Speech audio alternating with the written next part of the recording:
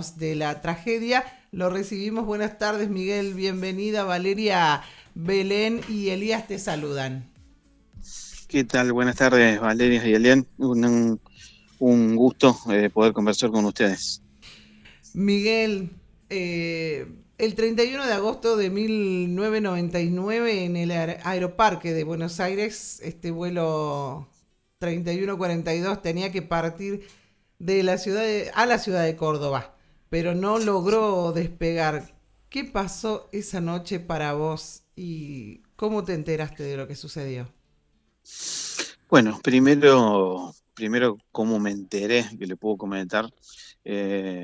Bueno, justamente fue a la noche, en ese momento esas 20:54 que fue la tragedia. Al llegar a mi casa y ver en la televisión esas imágenes del incendio, toda esa cuestión dantesca ahí dentro de lo que fue en la punta de Aeroparque, Ujú. de la pista. Así que bueno, de ahí bueno, me había enterado de que posiblemente podría estar en ese vuelo mi papá, porque me habló mi hermana, que era por cuestiones laborales, era abogado de uno de los gremios de empleados municipales de La Falda, y ahí bueno, fue la noticia.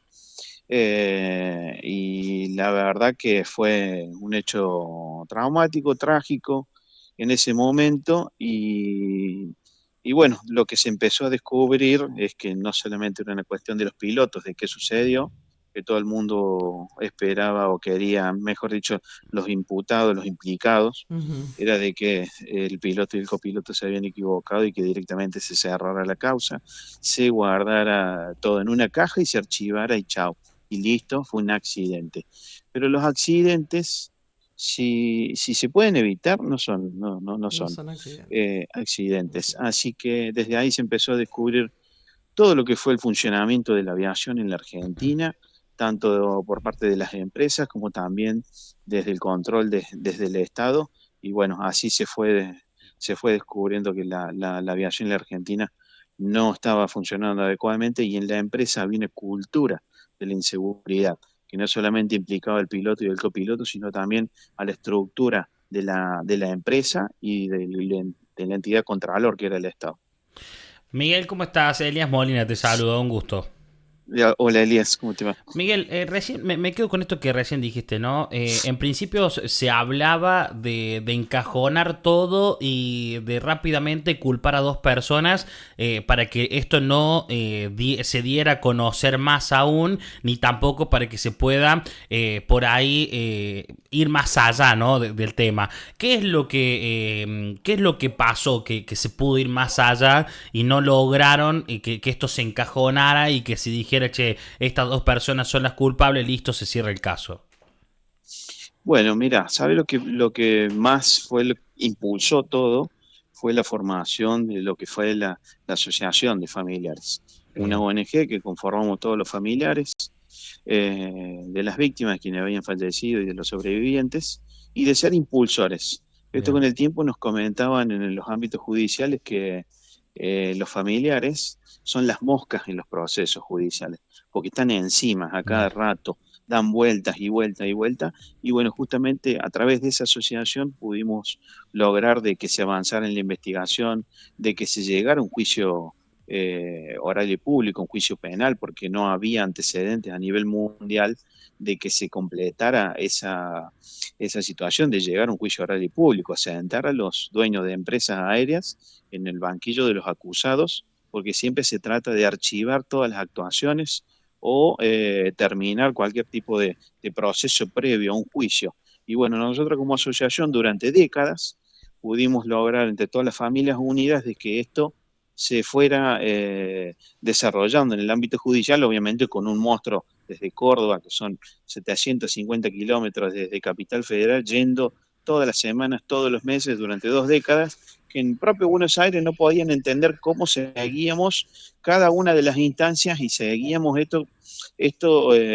pero era por una cuestión de justicia por los familiares, era justicia para que no vuelva a ocurrir y que no les toque, ¿no? Y bueno, fue un cambio, diríamos, paradigmático también, no solamente a nivel mundial como ejemplo, sino también a nivel de la Argentina, de cómo tenía que encararse la aviación, ¿no? Pero que no está latente y que implican muchas partes que siempre nosotros vemos en la cuestión de la seguridad aérea en la Argentina.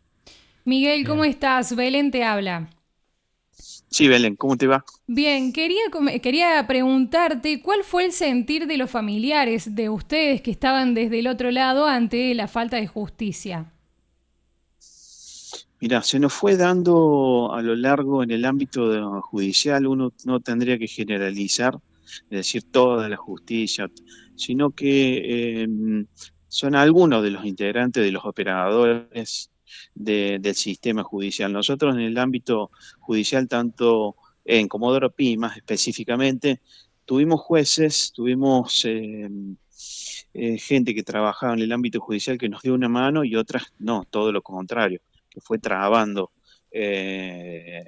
los procesos o que fueron parte, que fueron permeables y que no tuvieron coraje en el fallo judicial. Y eso en cada una de las etapas, en cada una de las instancias que fuimos sorteando, nos costó muchísimo, muchísimo por la presión que había en el ámbito judicial, porque era un poder económico impresionante de la Argentina, más en Comodoro Pi, donde se transcurren las causas más grandes de la Argentina, tanto políticas, económicas y de otra índole. Y la verdad que un puñado de familiares llevar a cabo eso era muy complicado. Así que bueno, pudimos lograrlo hasta el último, hasta que la Corte Suprema lo declaró prescripta a la causa, que fue una de las cuestiones lamentables también, ¿no? Para con nosotros. Como dijiste vos recién, ¿no? Para los familiares muy doloroso llevar adelante todo esto. También hubo un piloto, Enrique Piñeiro, que advirtió antes con documentos escritos que esto podía suceder. Sí, es tal cual, como lo decís, ahí te demostró dos partes. Por un lado, nosotros a lo largo, hasta el día de hoy, supimos trabar una importante relación con él y él con nosotros los familiares. Hasta el día de hoy tenemos un vínculo afectivo, de amistad, y de también seguir trabajando, intercambiando ideas sobre lo que es la seguridad en la Argentina. Y en su momento, como bien decía, que no era solamente este piloto y este copiloto de este Ujú. vuelo, sino que él ya como piloto, antes de esta tragedia, ya venía advirtiendo la serie de irregularidades y anormalidades que estaba en la empresa, que es un estilo de una low cost copiada de un formato de Estados Unidos que no solamente quitaba costos en lo económico, sino también costos en la seguridad, y él venía denunciando esto, y al fin y al cabo fue separado, terminó siendo separado de la empresa meses antes de que termine ocurriendo la tragedia, que era como premonitorio lo que él fue detectando. Ujú. Tal cual. Eh, Miguel, ¿cómo se sienten a 26 años de lo ocurrido con todo esto? Mira, hemos transcurrido por todas las etapas, de tristeza, de impotencia, de lucha, de optimismo, de pesimismo, eh, pero nos impulsa también otro motor con el tiempo, es de trabajar siempre en estar alerta en que se mantenga la seguridad aérea en la Argentina.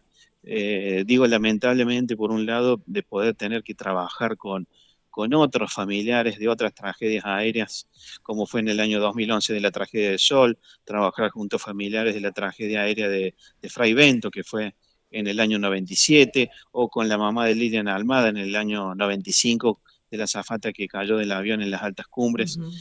Eso dentro de la Argentina, que es ese sentimiento de unión, de compartir las mismas cuestiones por esta cuestión de la seguridad aérea, ¿no? Y a la vez también, vos sabés que a nivel internacional hemos hecho a través mío, con familiares de tragedias aéreas en Brasil, en España, de también compartir, no solamente compartir experiencias, Claro, sino también compartir nuestros aprendizajes de todo esto y exacto. poder a ver si podemos impulsar y colaborar y monitorear desde nuestro lugar, ¿no? No Ujú. somos parte del Contralor del Estado, pero siempre en esta cuestión que tiene que haber un control del Estado, una responsabilidad de las empresas, y también nosotros veíamos que mientras no exista un precedente que se dé en el ámbito judicial, pueden volver a repetirse estas tragedias. Por eso siempre es importante hacer ese seguimiento, y estamos siempre alerta. Es como que no es nuestra función, no es nuestro trabajo, pero siempre tenemos no solamente nuestro corazón y nuestra cabeza en que la seguridad aérea esté garantizada en nuestro país. Por esos miles y miles de pasajeros que se suben a un avión, un familiar nuestro, y que pueda ir y llegar, y que la vida humana sea el bien más preciado. Es terrible Bien. lo que sufrieron, pero además de una tragedia aérea, sufrieron también una otra, que es que cuando les entregaron los cuerpos de las víctimas, hubo errores tremendos con esto Sí, también. así es, también. Bueno, eso es otro de lo que se probó en esta tragedia, de que la Argentina no estaba preparada para estos tipos de catástrofes. No estaban preparados para, para trabajar en la identificación de cuerpos. En aquel entonces era por placas dentarias, en aquel entonces ya era una novedad y ya era de mayor efectividad, por el sistema de ADN. Bueno, y en ese entonces alrededor de entre 10 y 15 familias les entregaron mal el cuerpo, y habían hecho el sepelio de otra persona que no tenía nada que ver. Ese tipo de situaciones también fueron muy conflictivas, de los cuales nos tocó padecer a nuestra familia, que también te iba dejando marcas en cada una de las familias, de cómo puede ser que te entreguen. No es que te entregaron una valija equivocada o un bolso equivocado, te entregaban el cuerpo de tu familiar que había fallecido en esta tragedia de otra persona. O sea, tener que hacer exhumaciones e intercambio de los cuerpos, porque se habían detectado más el cuerpo médico forense, quien se encargaba, que era todo un cuerpo médico forense en el ámbito de la Corte Suprema de Justicia de la Nación, de identificar los cuerpos, y no habían hecho su tarea. Por eso fue un sinnúmero de situaciones de que el sistema en la Argentina no estaba preparado para esto. Bueno, pero sirvió para otras causas a futuro, sirvió para la identificación. Sucedió en el caso también de Cromañón con una de las personas, viste que se tiene que ir perfeccionando Ujú. los sistemas, ¿no? Miguel, te hago otra consulta, porque la noche del accidente, yo estuve informándome muchísimo sobre este tema.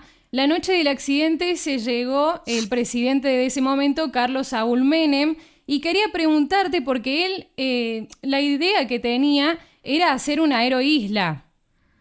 Sí, sí, en ese momento el caso, había ideas de trasladar Aeroparque de una zona tan urbana, y con lo de la tragedia se generó aún más el debate de si debía o no debía tener un aeropuerto tan cercano a áreas urbanas con Claro. edificios. Pero bueno, al fin y al cabo se potenció o se priorizó los intereses más Ujú. económicos que de la seguridad. De todo lo que fue el proceso judicial se demostró la cantidad de obstáculos que había alrededor de la pista, y se empezó a enfocar en muchos otros aeropuertos también de lo que tiene que ser en los alrededores del aeropuerto. No tener estaciones de servicio en alrededores, tener las pistas más largas y de acuerdo a las medidas que tiene que ser a nivel internacional, los sistemas de aterrizaje, las antenas también, que se va haciendo de a poco. Pero en el caso de la tragedia de Lampa fue un hecho tremendo, con un montículo de tierra. Había una estación de servicio también cerca, había una máquina de una obra vial, y había un caño de una obra de gas también, que fue la que hizo un poco de soplete para que acelerara el incendio también del avión en ese entonces. Por eso también se terminó demostrando, y se corrigieron, se intimaron a la Ciudad Autónoma de Buenos Aires en aquel entonces, el gobierno, para que se revea todo lo que son los alrededores del aeropuerto, para que se garantizara también y se colaborara con lo que es la seguridad ante siniestros o incidentes con los vuelos, ¿no? Miguel, ¿fuiste al lugar el día del hecho? No, no, no, no. Nosotros el día del hecho no, estábamos todos en Córdoba porque estábamos totalmente, nuestras mentes bloqueadas de qué significa de un día para el otro que alguien se te muera en una tragedia aérea, ¿no?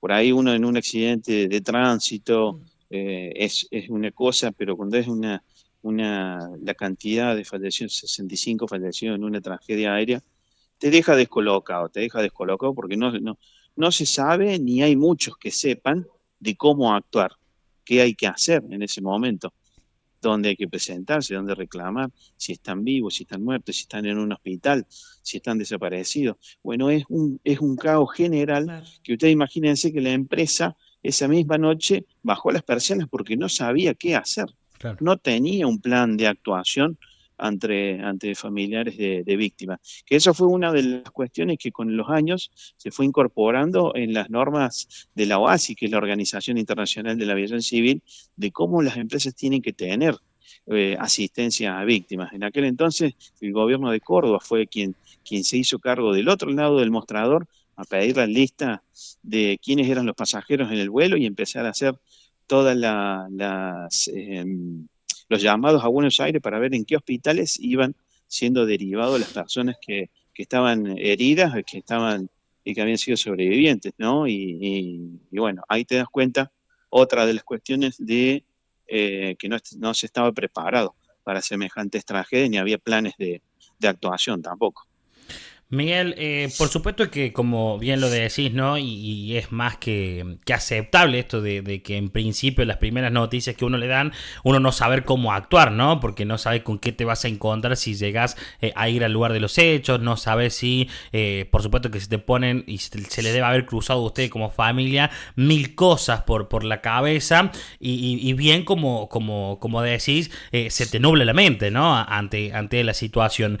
Cuando empezaron a escarbar un poco más en el tema, cuando ya se sabía algunas cuestiones de por qué había pasado o por qué no, les llegó tranquilidad a ustedes como familiares. Hablo de sentimientos personales, ¿no? Les llegó como tranquilidad y che, bueno, pasó por esto, o todavía no, o pensás que nunca va a haber tranquilidad ante este hecho, digamos. No, mira, o sea, el hecho ya pasó, perdimos nuestros familiares, siempre en cualquier situación donde un familiar no está en la casa, en el seno familiar, esa silla vacía, se Sí, sí, sí. nota, y más cuando es importante en lo que implica en ese, si es un jefe de familia, si es un hermano, si es un familiar, esa silla vacía ya se siente. Eh, sí, a nosotros lo fuimos transformando con el correr de los tiempos. Mucha gente hizo otra familia, otro lo pudo sobrellevar, otro no quería saber nada. Cada uno en su interior lo lleva de diferente forma. Hay gente que no quería saber nada. Otros dijimos, no, esto vamos a emprender y dedicarnos nuestras vidas, aparte de nuestras obligaciones familiares, laborales, vamos a dedicar un tiempo en que esto se siga manteniendo viva la memoria, Bien. viva la causa judicial y que no quede en vano toda esta lucha. Bueno, cada uno lo lleva. Al tiempo de hoy fue una, diríamos, como un ejercicio de aprendizaje, Bien. de experimentación, de De poder qué vivir hacer a con eso, futuro, digamos. de tranquilidad, diríamos, Ujú. sí, de Claro. tranquilidad, de transformación de uno, ¿viste? Bien, De cómo sobrellevar la vida día a día, ¿no? bien, bien. Volviendo, Miguel, a la pregunta que te realizaba Belu recién, si habías estado en el lugar, obviamente que no, y que te enteraste de esta tragedia aérea. Y cuando uno dice tragedia aérea, lo primero que se imagina es la caída del avión, ¿no es cierto? Ujú. Y este avión nunca levantó vuelo, recorrió 750 metros, si me equivoco, por favor, corregime, o más de 750 metros, en donde se llevó por delante todo lo que había que vos nombrabas Ujú. hace minutos nada más. Se perdieron muchísimas vidas, 65 vidas, 60 pasajeros, 3 de los tripulantes, 2 personas que el avión arrastró en un auto cuando cruzó también una avenida. Se perdieron muchísimas vidas, 65, 34 heridos hubo en el lugar. Este, mm, Cuando ustedes llegaron cuando vos llegaste, te encontraste con este panorama, ¿alguien te decía algo? ¿Había una lista de pasajeros cuando vos llegaste y buscabas el nombre de tu padre? No, no, no, no, no había lista, eran o los que estaban en hospitales o desaparecidos, porque fue todo un proceso justamente de identificación, porque el proceso de lo que fue el incendio, el estado de los cuerpos es diferente, ¿no? Y es algo tan paradójico que ahora justo que lo hablo con ustedes, me ha tocado reencontrarme con gente de que ha sido sobreviviente o lo he cruzado en la calle y están mm, como si nada, o sea, como si no hubieran estado ahí, Claro. solamente en la mente lo tiene cada uno, como otras personas que han sufrido mutilaciones de su cuerpo Mm, por cómo han quedado y otras personas de los que estaban en el avión de terminar carbonizado de una forma, por decirlo, porque esta es la claro. realidad, ¿no? Sí, sí. De cómo ha sido variado este tipo de tragedias, porque por ahí uno cuando ve tragedia en el mundo, se cayó un avión y no hay ningún sobreviviente, o casos excepcionales así, o la mayoría son todos sobrevivientes, pero sí, cómo le pega a cada uno, la situación es muy, muy, muy diferente Mm. y muy paradigmática lo que fue en este caso de la tragedia de Lapa. Bien. Bueno, Eh, Miguel, ¿les queda alguna otra pregunta? sí, claro. Me decías perdón, me decías no. ¿Cuánto demoró para llegar al juicio? Mira, esto fue en el año 1999 y recién se llegó a un juicio oral y público después de trabas y trabas y trabas, recién en febrero del 2008. O sea, casi 10 años después Ujú. se pudo hacer el juicio oral y público, del cual duró 2 años y, bueno, y que hubo, los fallos fueron eh, en voto en mayoría y minoría, o sea que no fueron por Claro. unanimidad, o sea que había condenas para algunos jueces, pero bueno, después tuvimos diferentes tipos de situaciones, tanto en segunda instancia como en la Corte Suprema. Ujú. Nosotros durante todo el proceso judicial se suicidó uno de los imputados, que era de la Fuerza Aérea. Tuvimos en su momento la renuncia de una jueza porque notaba de que había situaciones muy, muy raras en el tema de las demoras de los juicios, los testigos, que eran algunos testigos que no eran testigos falsos, diríamos. Ujú.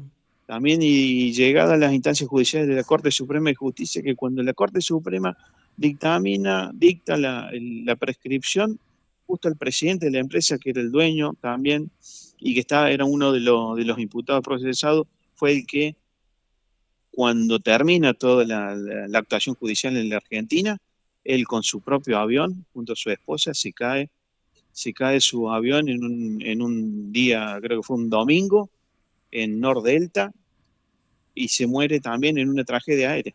O sea, lo que es Oh. las vueltas de la vida, que el propio dueño de la empresa, Lapa, termina cayéndose su avión junto a su esposa y muriendo en una tragedia aérea. ¿Mm? Wow. Un hecho Mira raro, vos. diferente, sí. Terrible. Ujú, Sí, sí, sí. sí, sí. Tremendo. ¿Cómo estás hoy, allá tantos años, Miguel, de esto? ¿Qué esperas? ¿Sos un hombre de fe, Miguel, después de todo esto que ha pasado? Sí, sí, sí. Un hombre de fe, la verdad, siempre con cómo te cambian estas Mm, cuestiones, estas pérdidas, cómo te forman en la vida, sin porque dudas. al fin y al cabo te transforman, te dan otro lugar en la familia, en tu vida personal, eh, estar tener un sentido más humano también te da esto de cómo funciona, de haber visto cómo funciona el sistema desde adentro, de cómo funciona lo público, de cómo funciona lo empresarial y cómo son los familiares y cómo son las causas, ¿no? De las luchas y cómo uno emprender un objetivo cuando se trata en beneficio de la sociedad, en beneficio de los argentinos en este caso, pero en lo personal, siempre con este optimismo de que algo podemos colaborar desde un granito de arena para que la seguridad aérea en la Argentina siempre garantice el bien más preciado que es la vida. Tal cual, No es sí. otra, no es otra. Qué fuerza, qué resiliencia, Miguel, la verdad, porque pasaron de una tragedia aérea a una judicial, lamentablemente, Así es. y tener que vivir y pasar por esto debe ser terrible. ¿Cómo era el nombre de tu padre? Miguel Correa también, ¿Y él era de profesión? abogado. Abogado. Miguel, si tienen alguna pregunta No, más no, los chicos. nosotros por supuesto le agradecemos muchísimo la comunicación, el tiempo. Miguel, te deja un abrazo inmenso nuestro director Ismael Feliciani, quien también agradece por supuesto la comunicación esta y la diferencia que has tenido con nosotros. Así que nada, te agradecemos muchísimo, Miguel, ¿eh? Bueno, muchas gracias a ustedes, muchas gracias a Ismael también, que tengo una especial estima, así que y a ustedes también por el tiempo que se han tomado, por mantener viva la memoria y por estar atento, ¿no? A estas situaciones y de contribuir a través de la difusión de la comunicación lo que sucede, lo que sucedió y lo que sucede en la Argentina y en lo que tenemos que estar siempre atentos. Así que Así muchas es. gracias.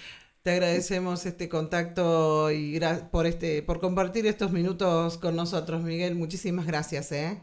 Muchas gracias, que tengan buenas tardes. Hasta Igualmente. luego. Miguel Correa con nosotros, ¿no? Hijo de una de las víctimas de esta tragedia que hoy ya lleva 26 años y qué difícil, ¿no? Tremendo pasar por todo esto, Eli, porque vos imaginate estar en ese lugar, estar acá en Córdoba y que te digan, bueno, como te decía yo recién, cuando te dicen una tragedia aérea, vos imaginás, no sé, se cayó el avión, se estrelló en algún lugar. Sí. Este avión nunca levantó vuelo. Entonces, inconscientemente vos decís, bueno, no levantó vuelo, no... No es tan grave. Claro, hay posibilidad de encontrar a mi familiar, porque si sabes en el vuelo que volvía tu familiar, hay posibilidad, pero sucedió esto tan tremendo, que es que el avión nunca levantó vuelo, pero cruzó una avenida, se llevó puesto un auto en ese momento donde iban 2 personas que fallecieron también, que se cuentan entre las personas que murieron, entre esos 65 personas que fallecieron. Hubo heridos, hubo personas también que perdieron miembros, hubo personas que tuvieron que ser operadas muchísimas veces y que hoy viven la vida como si fuese el último día, ¿no? Y los familiares también valoran, esto te cambia la perspectiva que uno tiene, la visión que tiene de vida, y después, como le decía recién a Miguel, pasaron de una tragedia aérea a una judicial por todo lo que sucedió después. Muchísimos ¿no es cierto? años también. El que te entreguen el cadáver de otra persona, el tener no sé, que intercambiar los cuerpos. Uno Los ya cuerpos haciendo el la duelo. ceniza, ¿no?